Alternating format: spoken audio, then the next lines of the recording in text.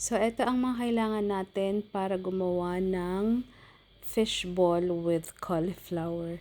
So, may spring onion tayo, garlic, onion, tapos yan, grenade ko lang yung cauliflower. Tas, isang piraso lang yan na fish. Cream dory daw ang tawag dyan. Yung nakabalot lang siya. So, pakuluan muna siya. Tapos, after i-mash nyo lang siya gamit yung fork. Kung gusto nyo medyo mas bahala na kayo kung paano nyo siya papapinuhin. Pero ako yun lang ang ginamit ko. Tapos, nag-add ako ng 2 tablespoon vinegar.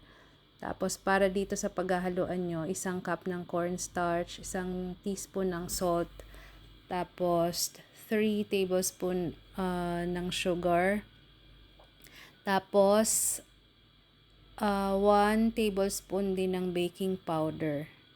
Tapos, halu-haluin nyo lang siya. Tapos, pwede kayong maglagay syempre ng pepper. Tapos, kung anong pang magic nyo dyan para mas ma-okay yung lasa niya. After nyan, ilagay nyo na yung na-mash ninyo na fish. Yan. Tapos, yung mga onion, garlic, tapos spring onion.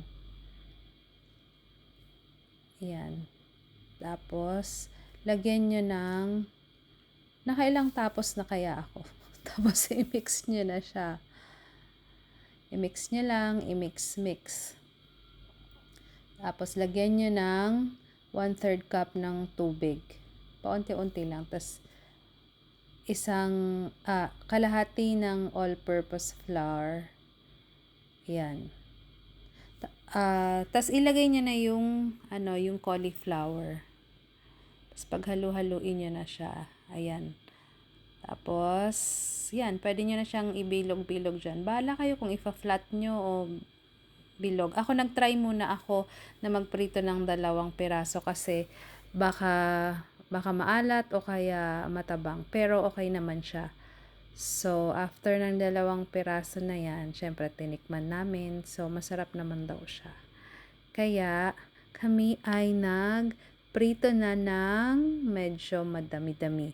Gusto ko sanang gumawa ng sauce nito, pero sobrang napagod na ako kasi nag-video pa. So, ayan.